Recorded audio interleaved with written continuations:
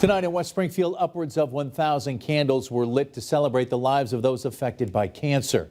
The Center for Human Development's Cancer House of Hope held their annual Luminaria event on the West Springfield Town Common tonight.